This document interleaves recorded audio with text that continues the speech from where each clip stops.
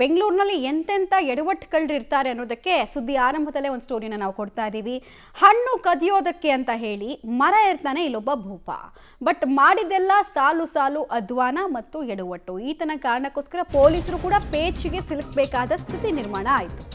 ಹಣ್ಣು ಕದಿಯೋದಕ್ಕೆ ಅಂತ ಮರ ಏರಿದ ಕಳ್ಳನ ಸ್ಟೋರಿ ಇದು. ಹಲಸಿನ ಹಣ್ಣು ಕದಿಯೋದಕ್ಕೆ ಬಂದು ನೇತಾಡ್ಬಿಟ್ಟಿದ್ದಾನೆ ಆ ಮರದ ಕೊಂಬೆಗಳನ್ನು ಹಿಡ್ಕೊಂಡು. ಕೊನೆಗೆ ಅಪಾರ್ಟ್ಮೆಂಟ್ನಲ್ಲಿದ್ದ ಮರ ಏರಿದಂತಹ ವ್ಯಕ್ತಿಯನ್ನು ಕೆಳಗಿಳಿಸೋದಕ್ಕೆ ಪೊಲೀಸರಿಗೆ ಸಾಧ್ಯನೇ ಆಗಲಿಲ್ಲ. ಕಮಿಷನರ್ ಕಚೇರಿಯ ಬಳಿ ಅಪಾರ್ಟ್ಮೆಂಟ್ನಲ್ಲಿ ಈ ಘಟನೆ ಆಗಿರೋದು. ಮರವನ್ನ ಹಿಡಿದು ನೇತಾಡ್ತಾ ಇದ್ದ ವ್ಯಕ್ತಿಯನ್ನ ಪೊಲೀಸರು ರಕ್ಷಿಸಬೇಕಾದ್ರೆ ಸಾಕಬೇಕಾಗಿ ಹೋಯಿತು. ಬೆವರು ಕಿತ್ಕೊಂಡು ಬಂತವ್ರಿಗೆ. ಬಟ್ಟೆ ಅಡ್ಡವಾಗಿ ಹಿಡಿದು ಅಂದರೆ ಒಂದು ಟಾರ್ಪಲ್ ಥರ ಹಾಕಿ ಆ ವ್ಯಕ್ತಿಯನ್ನು ರಕ್ಷಣೆ ಮಾಡಿದ್ದಾರೆ ಪೊಲೀಸರು ಅನ್ನೋದು ತಿಳಿದು ಬರ್ತಾ ಇದೆ. ಹೆಚ್ಚಿನ ಚಿಕಿತ್ಸೆಗೆ ಅಂತ ಬೋರಿಂಗ್ ಆಸ್ಪತ್ರೆಗೆ ದಾಖಲಿಸಿದ್ದಾರೆ. ವಿಜುವಲ್ಸ್ ಗಮನಿಸ್ತಾ ಇದ್ದೀರಾ, ಹೆಂಗೆ ನೇತಾಡ್ತಿದ್ದಾನೆ ನೋಡಿ. ಇಲ್ಲಿ ಹಲಸಿನ ಹಣ್ಣನ್ನು ಕದಿಯೋದಕ್ಕೆ ಬಂದ ಅನ್ನೋದು ಮಾಹಿತಿ. ಬಟ್ ಈ ಮರ ಹತ್ತು ತನಕ ಅಲ್ಲೇ ಇದ್ದಂತಹ ಸೆಕ್ಯೂರಿಟಿ ಗಾರ್ಡ್ಗಳು ಏನು ಮಾಡ್ತಾ ಇದ್ರು ಅನ್ನೋದು ಪ್ರಶ್ನೆ. ಯಾಕಂದರೆ ಒಂದು ಪಾಶ್ ಅಪಾರ್ಟ್ಮೆಂಟ್ ಥರ ಕಾಣಿಸ್ತಾ ಇದೆ ನಮ್ಗೆ ವಿಜುವಲ್ಸ್ ಅಲ್ಲದು.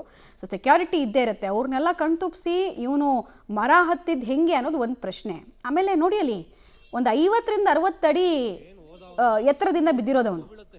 ಆ ಟಾರ್ಪಲ್ ಇರಲಿಲ್ಲ ಅಂದರೆ ಸೊಂಟದ ಮೂಳೆ ಮುರಿದು ಹೋಗ್ತಾ ಇತ್ತು. ಇದೇ ಹಲಸಿನ ಹಣ್ಣಿನ ಮರ ಬಿದ್ದವನ ಸ್ಥಿತಿಯನ್ನು ನೋಡ್ತಾ ಇದ್ದೀವಿ. 3 ಲೋಕ ಕಾಣಿಸಿರುತ್ತೆ ಅವನಿಗೆ. ಕುಡ್ದಿದ್ನ ಏನು ಕತೆ, ಏನಾದರೂ ಬೇರೆ ನಶೆನಲ್ಲೇ ಹತ್ತುಬಿಟ್ನ ಮರನ, ಮಾಹಿತಿ ಇನ್ನಷ್ಟೇ ಸಿಗಬೇಕಾಗಿದೆ. ಹಣ್ಣು ಕದಿಯೋದಕ್ಕೆ ಬಂದು ಪೊಲೀಸರಿಗೂ ತಲೆನೋವು ಕೊಟ್ಟಂತಹ ಪ್ರಸಂಗ. ಅದೃಷ್ಟವಶಾತ್ ಆತನ ಪ್ರಾಣ ಪಕ್ಷಿ ಹಾರಿ ಹೋಗಿಲ್ಲ. ಇವನ ಹಿನ್ನೆಲೆ ಏನು, ಎಲ್ಲಿನವನು ಇವನು, ಯಾಕಾಗಿ ಹಿಂಗೆ ಮಾಡ್ದ, ಎಲ್ಲ ಮಾಹಿತಿ ಸಿಗಬೇಕಾಗಿದೆ. ಹಣ್ಣು ಕದಿಯೋದಕ್ಕೆ ಬಂದಿದ್ದ ಅನ್ನೋದು ಮಾಹಿತಿ. ಅಲ್ಲ 200-250 ರೂಪಾಯಿ ಕೊಟ್ಟರೆ ಆಚೆಗಡೆನೆ ಹಣ್ಣು ಸಿಗ್ತಾ ಇತ್ತು. ಅದಕ್ಕೆ ಇಷ್ಟೆಲ್ಲ ಅತಿರೇಕತನ ಬೇಕಾ? ಹೀಗೆ ಜೀವದ ಜೊತೆ ಆಟ ಆಡೋದು. ಮೆದುಳನ್ನೇ ಇವರು ಮನೆಯಿಂದ ಹೊರಡಬೇಕಾದ್ರೆ ಮನೆ ಒಳಗಡೆ ಫ್ರಿಜ್ಜಲ್ಲಿ ಇಟ್ಟು ಬರ್ತಾರಾ ಅನ್ನೋದು ಗೊತ್ತಾಗಲ್ಲ. ಕೆಲವರು ನೋಡಿದಾಗ ಹಂಗೆ ಅನ್ಸುತ್ತೆ. ಅವ್ರ ಮೆದುಳನ್ನು ಕ್ಯಾರಿನೇ ಮಾಡಲ್ಲ ಆಚೆ ಬರಬೇಕಾದ್ರೆ. ಬ್ರೈನ್ಲೆಸ್ಗಳ ರೀತಿ ವರ್ತಿಸ್ತಾರೆ. ಅವ್ನು ನೇತಾಡ್ತಾ ಇದ್ದಂತಹ ರೀತಿಯನ್ನು ನೋಡಿದ್ರೆ ಭಯ ಆಗತ್ತೆ. ಏನಾಗ್ತಿತ್ತು ಅಂತ ವಿಡಿಯೋ ಮಾಡ್ಕೊಂಡವರು ಅದೇ ಆತಂಕವನ್ನು ವ್ಯಕ್ತಪಡಿಸ್ತಾರೆ. ನಮಗೂ ಬೀಳುತ್ತೆ.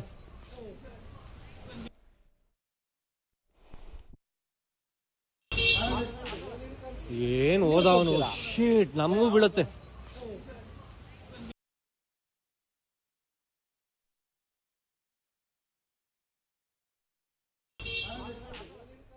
ಏನು ಓದವನು ಶೀಟ್ ನಮಗೂ ಬೀಳುತ್ತೆ.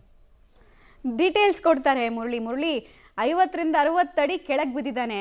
ಪುಣ್ಯ ಬದುಕಿದ್ದಾನೆ. ಪೊಲೀಸರ ಒಂದು ಕಾರ್ಯಕ್ಷಮತೆಯನ್ನು ಮೆಚ್ಚಬೇಕು. ಪಾಪ ಅವ್ರಿಗೂ ದೊಡ್ಡ ತಲೆನೋವು. ಯಾರೀತ, ಹಿನ್ನೆಲೆ ಏನು, ಹೊಟ್ಟೆ ತುಂಬ ಲಿಕ್ವಿಡ್ ತುಂಬ್ಕೊಂಡು ಬಂದಿದ್ನ, ನಶೆಯಲ್ಲಿದ್ನ, ಏನು ಮಾಹಿತಿ ಇದೆ? ಮಮತಾ, ಲಿಕ್ವಿಡ್ನ ಸೈಡ್ ಎಫೆಕ್ಟ್ ಇದು. ಆ ಸೈಡ್ ಎಫೆಕ್ಟಿಂದನೇ ಈ ರೀತಿಯೆಲ್ಲ ಸಂಪೂರ್ಣ ಘಟನೆ ನಡೆದಿರುವಂಥದ್ದು. ಈಗ ನಾನು ಅಪಾರ್ಟ್ಮೆಂಟ್ನ ಮುಂದೆನೇ ಇದ್ದೀನಿ. ಆ ಘಟನೆ ನಡೆದಂಥ ಸ್ಥಳ ಏನಿತ್ತು ಆ ಸ್ಥಳದಲ್ಲಿ ಈಗ ಹೇಳ್ತಾ ಇದ್ರಿ ಯಾವ ರೀತಿಯಲ್ಲಿ ಆತನ ವರ್ತನೆ ಇತ್ತು ಅಂತಂದರೆ, ಇದು ಗೇಟ್, ಮೇನ್ ಗೇಟ್ ಏನಿದೆ, ಮೇನ್ ಗೇಟ್ನಿಂದ ಮುಂದೆ ಒಂದು ಪಕ್ಕದಲ್ಲಿ ಒಂದು ಕಾಂಪೌಂಡ್ ಇದೆ. ಕಾಂಪೌಂಡ್ನ ಬಳಿಯಲ್ಲಿ ಆತ ಹತ್ತಿ ಏನು ಹಲಸಿನ ಮರ ಏರಿರುವಂಥದ್ದು. ಅಂದರೆ ಹಲಸಿನ ಮರವನ್ನು ಏರಿದ ಸಂದರ್ಭದಲ್ಲಿ ಕೆಳಗಡೆ ಯಾರು ಕೂಡ ಆತನನ್ನು ನೋಡ್ಕೊಂಡಿಲ್ಲ. ಯಾವಾಗ ಆತನಿಗೆ ಕೈ ಸ್ಲಿಪ್ ಆಗುತ್ತೆ, ಕೈ ಸ್ಲಿಪ್ ಆಗಿ ಕೆಳಗಡೆ ಬೀಳ್ತಾ ಇದ್ದೀನಿ ಅಂತೇಳಿ ಅನ್ಸುತ್ತೆ, ಆ ಸಂದರ್ಭದಲ್ಲಿ ಅಲ್ಲಿಂದ ಇಳಿಯೋ ಪ್ರಯತ್ನಗಳನ್ನು ಮಾಡ್ಕೊಳ್ತಾನೆ. ಆ ಸಂದರ್ಭದಲ್ಲಿ ಸೆಕ್ಯೂರಿಟಿಗಳನ್ನ ಕೂಗುವಂಥದ್ದು, ಜೊತೆಗೆ ನಾನು ಬೀಳ್ತಾ ಇದ್ದೀನಿ ಅಂತ ಹೇಳಿದಾಗ ತಕ್ಷಣವೇ ಪೊಲೀಸರಿಗೆ ಅವರು ಫೋನನ್ನು ಮಾಡ್ತಾರೆ. ಪೊಲೀಸರಿಗೆ ಫೋನ್ ಮಾಡಿ ಪೊಲೀಸರನ್ನ ಸ್ಥಳಕ್ಕೆ ಬರೋ ಅಂತ ಹೇಳೋಂಥದ್ದು. ಅಂದರೆ ಹೊಯ್ಸಳಕ್ಕೆ ಫೋನ್ ಮಾಡಿ ಸ್ಥಳಕ್ಕೆ ಬಾ ಅಂತ ಹೇಳೋ ಸಂದರ್ಭದಲ್ಲಿ ಪೊಲೀಸರು ಕೂಡ ಬರ್ತಾರೆ. ಪೊಲೀಸರು ಬಂದು ಟಾರ್ಪಾಲನ್ನು ಹಿಡಿದು ಆತನನ್ನು ಇಳಿಸ್ಕೊಳ್ಳುವಂಥ ಪ್ರಯತ್ನಗಳನ್ನು ಮಾಡ್ತಾರೆ. ಆತ ಸಂಪೂರ್ಣವಾಗಿ ಅಲ್ಲಿ ಕೈ ಜಾರ್ತಾ ಇತ್ತು. ಕೈ ಜಾರ್ತಾ ಇದ್ದಾಗ ಏನು ನಿಯಂತ್ರಣದಲ್ಲಿ ಇರಲಿಲ್ಲ. ಆತ ಕುಡಿದಿದ್ದ, ಜೊತೆಗೆ ನಿಯಂತ್ರಣದಲ್ಲಿ ಇಲ್ಲದೇ ಇರೋ ಹಿನ್ನೆಲೆಯಲ್ಲಿ ಕೆಳಗಡೆಗೆ ಬಿದ್ದಿದ್ದಾನೆ.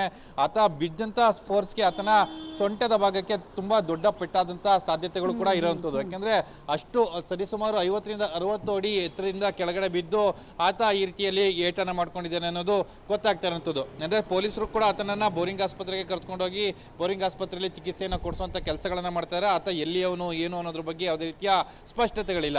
ಒಟ್ಟಿನಲ್ಲಿ ಕೇವಲ 200-250 ರೂಪಾಯಿ ಒಂದು ಹಲಸಿನಣ್ಣ ಕದಿಲಿ ಬಂದಕ್ಕೆ, ಅಂದರೆ ಆತ ಸಂಪೂರ್ಣವಾಗಿ ಮದ್ಯವನ್ನು ಸೇವನೆಯನ್ನು ಮದ್ಯಪಾನವನ್ನು ಮಾಡಿದ್ದ. ಆ ಹಿನ್ನೆಲೆಯಲ್ಲಿಯೇ ಆ ಮತ್ತಿನಲ್ಲಿ ಈ ರೀತಿಯ ಕೆಲಸವನ್ನು ಮಾಡಿದ್ದಾನೆ ಅನ್ನೋದು ಸ್ಪಷ್ಟವಾಗಿ ಗೊತ್ತಾಗ್ತಾ ಇದೆ. ಯಾಕೆಂದರೆ ಪೊಲೀಸರು ಆತನನ್ನು ಎತ್ಕೊಳ್ಳುವಂಥ ಸಂದರ್ಭದಲ್ಲೂ ಕೂಡ ಸಂಪೂರ್ಣವಾಗಿ ಮದ್ಯಪಾನವನ್ನು ಮಾಡಿದ್ದಾನೆ ಅನ್ನೋದು ಸ್ಪಷ್ಟವಾಗಿ ಗೊತ್ತಾಗ್ತಾ ಇತ್ತು. ಮಮತಾ, ಧನ್ಯವಾದ ಮುರಳಿ ತಮ್ಮೆಲ್ಲ ಮಾಹಿತಿಗಾಗಿ. ನೋಡಿ ಎಂತೆಂಥ ಕುಡುಕರನ್ನು ನಾವು ನೋಡ್ತೀವಿ ಅಂತ. ಈತ ಕುಡಿಯೋದು ತಪ್ಪಲ್ಲ, ಕುಡಿದು ಮೈ ಮೇಲೆ ಪ್ರಜ್ಞೆ ಇಲ್ದಂಗೆ ಹಲಸಿನ ಹಣ್ಣು ಸಿಕ್ಕಿದ ತಕ್ಷಣನೇ, ನೋಡಿದ ತಕ್ಷಣನೇ ಏನೋ ದೊಡ್ಡ ಸಾಹಸಿ ಇವನು ಅನ್ನೋ ಥರ ಮರ ಹತ್ತಿದಾನಲ್ಲ. ಆಮೇಲೆ ಆಶ್ಚರ್ಯ ಅನ್ಸೋದು ಸೆಕ್ಯೂರಿಟಿ ಗಾರ್ಡ್ಗಳು ಯಾರೂ ಇರಲಿಲ್ವಾ? ಆ ಪ್ರಶ್ನೆ ಅಂತೂ ಇದ್ದೇ ಇದೆ. ಯಾಕಂದರೆ ನೋಡೋದಕ್ಕೆ ಪಾಶ್ ಅಪಾರ್ಟ್ಮೆಂಟು. ಹಿಂಗೆ ಯಾರೆಂದ್ರೆ ಅವರು ಮರ ಹತ್ತೋ ತನಕ ಅವ್ರು ಏನು ಮಾಡ್ತಾಯಿದ್ರು, ಎಲ್ಲಿ ಗೆಣಸು ತಿಂತಾಯಿದ್ರು ಅನ್ನೋದು ಪ್ರಶ್ನೆ.